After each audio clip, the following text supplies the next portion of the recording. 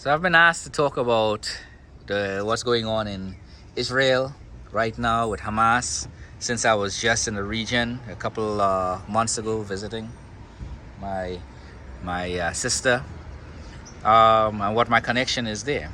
Well, my sister has dual citizenship um, as an Israelite and an American. She's a practicing Jew, very liberal at that, so not an Orthodox Jew. My mother is a converted Jew and she's Orthodox. And based on my perspective on Jews is based on how I see her conduct herself. And I was very surprised to see that the devil is alive and well in Israel when I went to visit. It's nothing the way my mom carries herself. So it was a rude awakening for my visit there. And according to my mom, my great-grandmother, her last name was Joseph, therefore we might be Jewish from a bloodline perspective. So that's how I look at that. But I am Indian by race, and I grew up in the Caribbean, so practicing Christianity from the King James Bible. My understanding from the Bible, the Jews, the Gentiles, the Philistines, the Philistines, the Canaanites, and whoever else Arabs, whoever else you want to throw in there, all lived in that region. And y'all could argue left, right, and center about that to play some semantics and word wars. But in general, all those people are from that region. They're all indigenous to that region. But the Jews, or the 12 tribes of Israel, known as the Jews, went into that region under the mandate of God, either the God or the Anunnakis. You could argue that up, down, left, and center, however y'all want. Conquered the land, and then went about living there. And Palestine, from what I understand, means wonderful land. So it's essentially how I look at it is that there were people living in that area. God mandated that they go in and take it, and they went in and took it. It's kind of like me coming into your house saying, God told me, promised me your house. I'm coming here and I'm taking it. You can stay here, but I dictate what happens in and around your house. That's how I look at that. And I have the power to back it up. That's how the Jews are today. So they came in again in the around 1946, something like that, with the backing of Great Britain and the United States, annexed most of that land and created a country, Israel.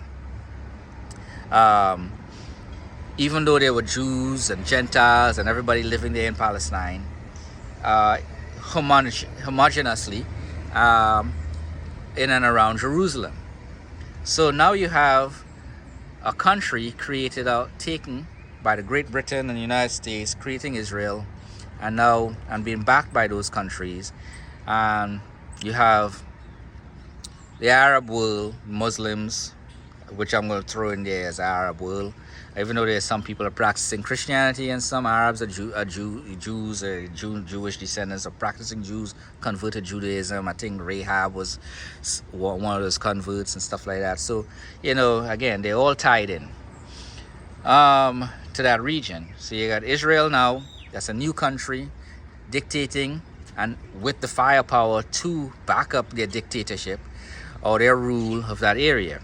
Human beings are going to be human beings. There are no one human being or country, including myself, that's without sin.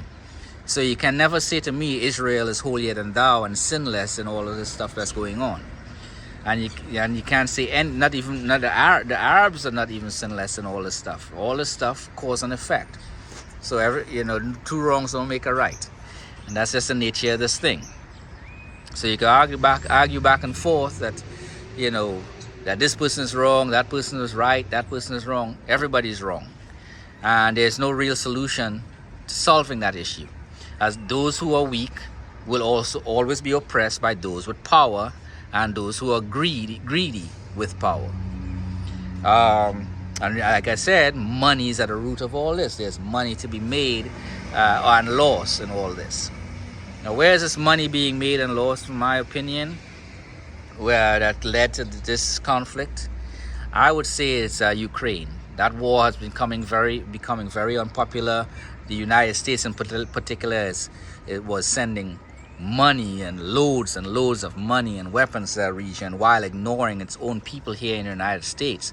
Look at Hawaii, for instance. Those people lost their homes, and the government only wanted to send each person, property owner, $700. The bullshit is real. Why are we sending billions of dollars overseas to a war that this has nothing to do with us on the surface? But again, money is to be made somewhere. And it's not in Hawaii, for instance.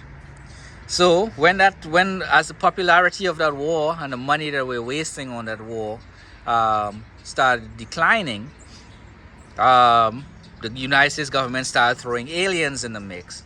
But, we're climbing out of a pandemic. Everybody's worried, don't give a shit about that stuff. We worry about making some money and trying to navigate the high prices for things here in the United States. So all that aliens bullshit was just a distraction. And when that failed, I think this war in Israel is directly correlating to that, a distraction from Ukraine's failure. And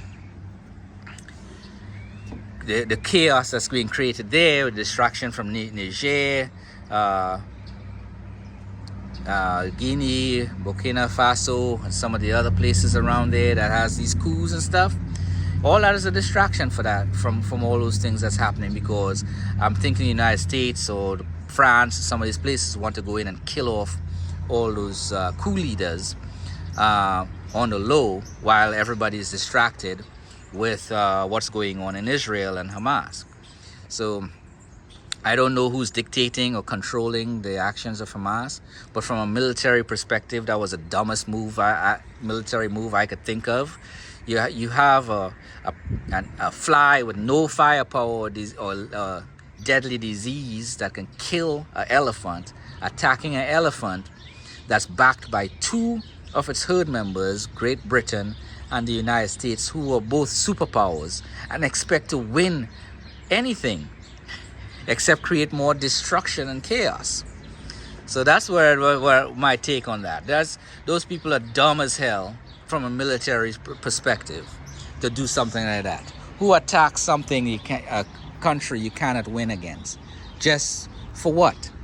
Doesn't make sense. At least build up your military, build up your training, build up your strategies where you have at least a chance of conquering rather than being a nuisance. A fly is a nuisance. You slap at it and kill it. You slap at it and you miss and it get away, and it might come back again, but it does no harm overall. It's just a nuisance to me. So again, money is at the root of all of this, and somebody's making millions, if not billions, at the expense of the lives of the people in Gaza and the Israelites who died. Again, they're killing their own selves. I mean, those people, everybody, the indigenous region, including the ones that went back. Their ancestry is there, even if they're not indigenous anymore.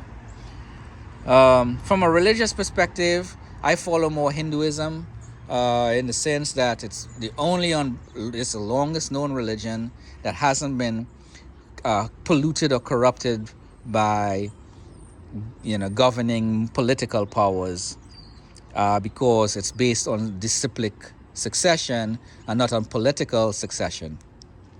And they talk about, right now we're in the age of Kali, and in the age of Kali is going to be a lot of destruction and corruption, and we as human beings have devolved from what we were 10, 20,000 years ago. Because look at the architecture we've created over 10, 15,000 years ago that we cannot replicate today. So we live in the age of Kali. All this chaos and destruction is there. Karma is necessary. You got a good and bad karma, however you want to look at it. All of it is either all good, it's all bad. It's just how you think about it. If you have any questions, ask it in the comments. Like, subscribe. You all have a good day.